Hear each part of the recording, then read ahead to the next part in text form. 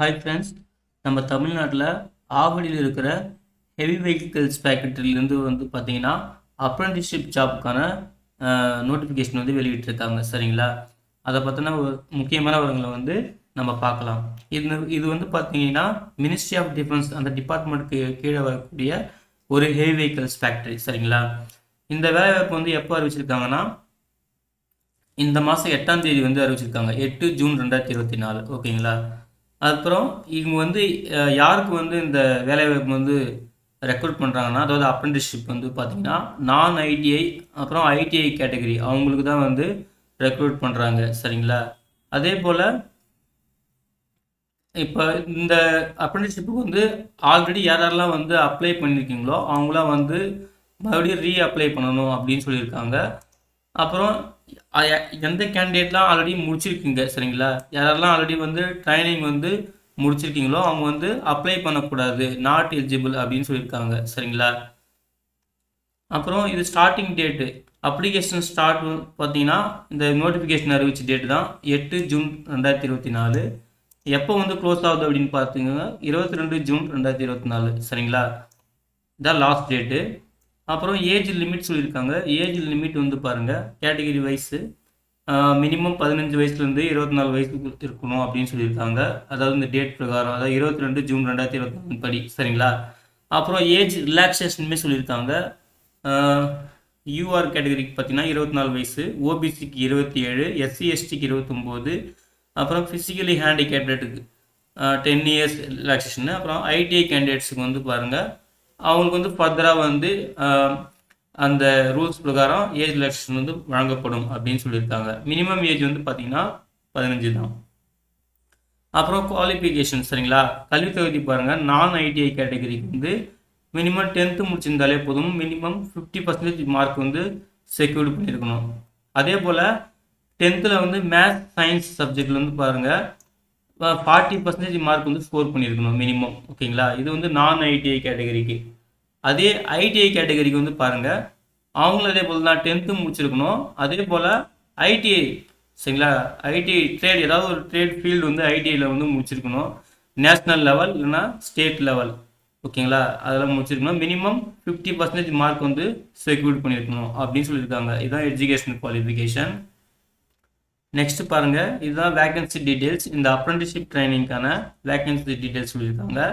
First name of serial number, name of the trade, எந்த ட்ரேடுக்கு சொல்லியிருக்காங்கன்றது மொத்தம் 9 சீரியல் நம்பர் இருக்குது. ஓகேங்களா? 9 கேட்டகரி ட்ரேடு இருக்குது. இங்கே ஃபஸ்ட்டு பார்த்தீங்கன்னா நான் ஐடிஐ அந்த கேட்டகரி. நான் ஐடிஐ கேட்டகரி பாருங்கள் கேஸ்ட் வைஸ் சொல்லியிருக்காங்க. யூஆர், யூஓபிசி, எஸ்சி, எஸ்டி அப்படின்னு சொல்லிட்டு டோட்டலாக பாருங்கள் ஃபிட்டருக்கு 32 வேகன்சி இருக்குது. அதில் ஃபிசிக்கலி ஹேண்டிகேப்டட் அவங்களுக்கு ஒரு வேகன்சி இருக்குது. அப்புறம் மெஷினிஸ்ட்டுக்கு பாருங்கள் மொத்தம் 36 வேகன்சி இருக்குது. கேஸ்ட் வைஸ் தனித்தனியாக பிரிச்சிருக்காங்க. மொத்தம் 36 வேகன்சி இருக்குது. அதில் ஃபிசிக்கலி ஹேண்டிகேப்டுக்கு ஒரு வேகன்சி. அப்புறம் வெல்டருக்கு பாருங்கள் நான் ஐடிஐ கேட்டகரியில் மொத்தம் 24 வேகன்சி இருக்குது. ஃபிசிக்கலி ஹேண்டிகேப்டுக்கு ஒரு வேகன்சி. ஓகேங்களா? இதுதான் நான் ஐடிஐக்கு டோட்டல் வேகன்சி. இப்போ நான் ஐடிஐ எக்ஸ்ஐடி அந்த கேட்டகரி பார்த்தீங்கன்னா டோட்டல் 92 வேகன்சி இருக்குது. ஃபிசிக்கலி ஹேண்டிகேப்டுக்கு பார்த்தீங்கன்னா 3 வேகன்சி இருக்குது. சரிங்களா? உங்களுக்கு இங்கே கேஸ்ட் வைஸு சொல்லியிருக்காங்க. நீங்கள் எந்த கம்யூனிட்டி வைஸ் வரீங்களோன்றதை இங்கே செக் பண்ணி யூஸ் பண்ணிக்கோங்க. சரிங்களா? அதுக்கப்புறம் ஐடிஐ கேட்டகரி சொல்லியிருக்காங்க. அதில் எலக்ட்ரிஷியன் அதில் பாருங்கள் மொத்தம் 38 வேகன்சி சொல்லியிருக்காங்க. ஃபிசிக்கலி ஹேண்டிகேப்டுக்கு 2 வேகன்சி. அப்புறம் எலக்ட்ரானிக்ஸ் மெக்கானிக் அதுக்கு பாருங்கள் 10 வேகன்சி டோட்டலாக. அதில் ஃபிசிக்கலி ஹேண்டிகேப்டுக்கு வேகன்சி இல்லை. அப்புறம் ஃபிட்டருக்கு டோட்டலாக 45 வேகன்சி. ஃபிசிக்கலி ஹேண்டிகேப்டுக்கு 2 வேகன்சி சொல்லியிருக்காங்க அந்த கேட்டகரி வைஸு. அப்புறம் மெஷினிஸ்ட்டுக்கு பாருங்கள் 43 வேகன்சி. ஃபிசிக்கலி ஹேண்டிகேப்டுக்கு 2 வேகன்சி. அப்புறம் பெயிண்டருக்கு டோட்டலாக 5 வேகன்சி. ஃபிசிக்கலி ஹேண்டிகேப்டுக்கு வேகன்சி கிடையாது பெயிண்டரில். வெல்டருக்கு டோட்டலாக 20 வேகன்சி. ஃபிசிக்கலி ஹேண்டிகேப்டுக்கு 2 வேகன்சி. சரிங்களா? அப்போ டோட்டலாக பாருங்கள் இந்த எக்ஸ்ஐடிஐ கேட்டகரிக்கு 161 வேகன்சி இருக்குது. ஃபிசிக்கலி ஹேண்டிகேப்டுக்கு அதில் 8 வேகன்சி இருக்குது. சரிங்களா? இதில் ஸ்டார் போட்டிருக்காங்களே physically handicap. Suppose physically handicap vacancy இன்டர்சேஞ்சபிளாக கூட இருக்கலாம், மாற்றக்கூடியதாக கூட இருக்கலாம் அப்படின்னு சொல்கிறாங்க. சரிங்களா? நீங்கள் என்ன பண்ணுறீங்கன்னா இந்த வேகன்சி டீட்டெயில்ஸில் நீங்கள் யூஆர் கேட்டகரியா, ஓபிசி கேட்டகரியா, எஸ்சி எஸ்டி கேட்டகரியான்னு செக் பண்ணி அப்புறம் அப்ளை பண்ணுங்கள். உங்களுக்கு எத்தனை வேகன்சி இருக்குன்னு பாருங்கள் கம்யூனிட்டி வைஸ். ஓகேங்களா, இதுதான் வேகன்சி டீட்டெயில்ஸ். சரிங்களா, நெக்ஸ்ட் பார்க்கலாம். அப்புறம் ஹவு டு அப்ளை அப்படின்னு சொல்லிட்டு எப்படி அப்ளை பண்ணணும்னு பார்த்தீங்கன்னா, இதுக்கு வந்து அப்ளிகேஷன்ஸ் வந்து கொடுத்துருக்காங்க. ஃபுல்லாக ஆஃப்லைன் மோடு தான், ஆன்லைன் கிடையாது. இந்த கொடுத்துருக்க அப்ளிகேஷன் ஃபார்ம் இந்த வெப்சைட்டில் www.avnl.co.in இந்த வெப்சைட்டில் போனீங்கன்னா அண்டர் கேரியர் பேஜில் வந்து அந்த அப்ளிகேஷன் வந்து இருக்கும். இந்த நோட்டிஃபிகேஷன் இருக்குல்ல, இப்போ நான் சொல்லிட்டு இருக்கேன் பார்த்தீங்கன்னா, அந்த நோட்டிஃபிகேஷன்லேயே வந்து பார்த்தீங்கன்னா அப்ளிகேஷன் கொடுத்துருப்பாங்க, அப்ளிகேஷன் ஃபார்ம் கொடுத்துருப்பாங்க. இந்த காட்டுறேன் பாருங்க. ஸோ இதுதான் வந்து அப்ளிகேஷன் ஃபார்ம். ஓகேங்களா, இந்த அப்ளிகேஷன் ஃபார்ம் வந்து நீங்கள் ஃபில் பண்ணிவிட்டு அப்புறம் அதுக்கு சப்போர்ட்டிவ் டாக்குமெண்ட். ஓகேங்களா, உங்களுக்கு என்ன எஜுகேஷன் குவாலிஃபிகேஷன், என்னென்ன சப்போர்ட்டிங் டாக்குமெண்ட்ஸ் இருக்கோ எல்லாத்தையும் என்ன பண்ணணும், ஒரு செல்ஃப் அட்டஸ்டட் காப்பியோட இன்க்ளூசிவ் பண்ணிவிட்டு அதை வந்து அவங்க சொல்லியிருக்க அட்ரஸுக்கு வந்து நீங்கள் வந்து சென்ட் பண்ணணும். சரிங்களா, அதில் வந்து ஃபோட்டோலாம் ஓட்டிட்டு, சரிங்களா, ஃபோட்டோ ஓட்டிட்டு சப்போர்ட்டிங் டாக்குமெண்ட்ஸ்லாம் அட்டாச் பண்ணிவிட்டு செல்ஃப் அட்டஸ்ட் காப்பியோட அட்டாச் பண்ணிவிட்டு இந்த அட்ரஸ்க்கு வந்து நீங்கள் சென்ட் பண்ணுற மாதிரி இருக்குது. ஓகேங்களா, இது வந்து ஒரு 59th பேட்சுக்கான ட்ரேட் அப்ரெண்டிஸ்ஷிப் தான் அவங்க வந்து ரெக்வயர் பண்ணுறாங்க. ஓகேங்களா, அட்ரஸ் பார்த்தீங்கன்னா the chief general manager heavy vehicles factory, Avadi, Chennai 600054 Tamil Nadu. ஓகேங்களா, இந்த அட்ரஸுக்கு வந்து அவங்க சொல்லியிருக்க க்ளோசிங் டேட் இருக்குது பாருங்கள், அந்த க்ளோசிங் டேட்டுக்குள்ளே உங்கள் அப்ளிகேஷன் வந்து ரீச் ஆகிருக்கணும். 22/6/2024, அதாவது 16.45 ஹவர்ஸ்னானது ஈவினிங். சரிங்களா, மாலை 4:45 நிமிடத்துக்கு உள்ள என்ன பண்ணணும்னா அது வந்து உங்கள் அப்ளிகேஷன் வந்து ரீச் ஆகிருக்கணும். அப்படி லேட்டராக ரீச் ஆச்சுன்னா உங்கள் அப்ளிகேஷன் வந்து ஏற்றுக்கொள்ளப்படாது அப்படின்னு சொல்லியிருக்காங்க. ஓகேங்களா, இதையுமே நோட் பண்ணிக்கோங்க. நெக்ஸ்ட் பாருங்க, மோட் ஆஃப் செலெக்ஷன். இதை வந்து எப்படி செலக்ட் பண்ணுறாங்க அப்படின்னு பாருங்க. நான் ஐடிஐ, எக்ஸ் ஐடிஐ கேட்டகரி வந்து பாருங்க, full and full based of merit list தான். உங்களுடைய பர்ஃபார்மன்ஸ், அகாடமிக் பர்ஃபார்மன்ஸ், சப்போஸ் உங்களுக்கு வந்து ஒரு எக்ஸ்பீரியன்ஸ் இருக்குன்னா அந்த பர்ஃபார்மன்ஸ் வச்சு தான் உங்களை வந்து செலக்ட் பண்ணுவோம். மோஸ்ட்லி வந்து பார்த்தீங்கன்னா அகாடமிக் பர்ஃபார்மன்ஸ் தான். அந்த அகாடமிக் பர்ஃபார்மன்ஸ் வந்து இவங்க கிரேட் வைஸ் சொல்லியிருக்காங்க. இதில் A+ கிரேடுன்றது இந்த ரேஞ்சுக்குள்ளே அவங்க மார்க் இருக்கணும், 90 to 100 இருக்கணும். அதை 95% அவங்க கன்சிடர் பண்ணிப்பாங்க. அப்புறம் ஏன்றது 80 to 89 அப்படி இருக்கணும், அது 84.5% அவங்க கன்சிடர் பண்ணிப்பாங்க. அதே போல் B+, B, C+Cன்னு சொல்லிட்டு அவங்க ரேஞ்ச் ஆஃப் மார்க் சொல்லியிருக்காங்க. உங்கள் அகாடமிக் மார்க் வந்து எந்த ரேஞ்சில் வருது, அப்போது உங்கள் பர்சன்டேஜ் வந்து எந்த ரேஞ்சில் வரும்ன்றதை இங்கே வந்து செக் பண்ணிக்கோங்க. இதை பேஸ் பண்ணி தான் அவங்க வந்து ஷார்ட் லிஸ்ட் பண்ணுறோம் அப்படின்னு சொல்லியிருக்காங்க. சரிங்களா, நெக்ஸ்ட் வந்து பார்த்தீங்கன்னா duration of training and stipend பற்றி சொல்லியிருக்காங்க.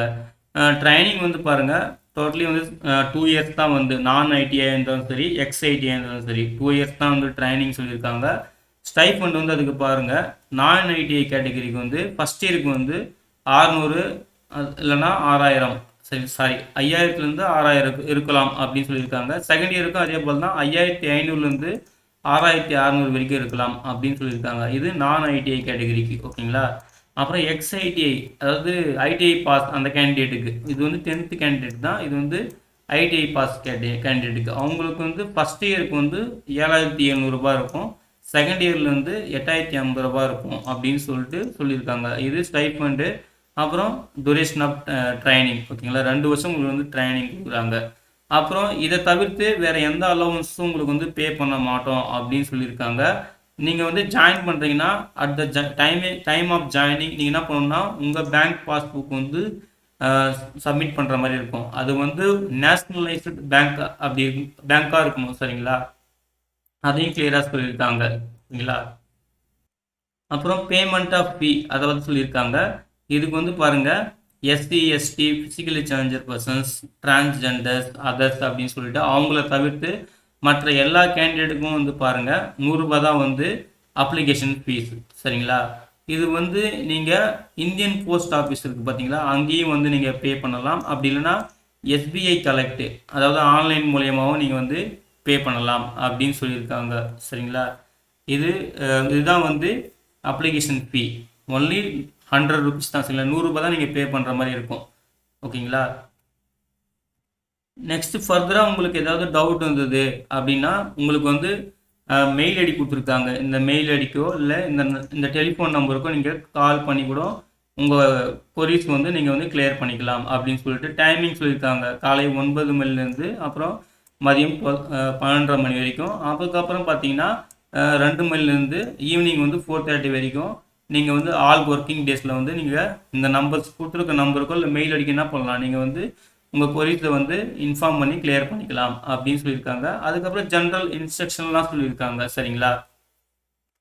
நெக்ஸ்ட் வந்து நீங்கள் வந்து இந்த அப்ளிகேஷன் ஃபார்ம் வந்து ஃபில் பண்ணி அது கூட சப்போர்ட்டிங் டாக்குமெண்ட்ஸ்லாம் அட்டாச் பண்ணணும் இல்லையா? அதெல்லாம் நான் ஐடிஐ கேட்டகரிக்கு வந்து என்னென்ன டாக்குமெண்ட் வந்து அட்டாச் பண்ணியிருக்கணும், அப்புறம் ஐடிஐ கேட்டகரிக்கு வந்து என்னென்ன டாக்குமெண்ட் வந்து அட்டாச் பண்ணியிருக்கணுன்றது அங்கே கிளியராக சொல்லியிருக்காங்க. இதையுமே நோட் பண்ணிக்கோங்க.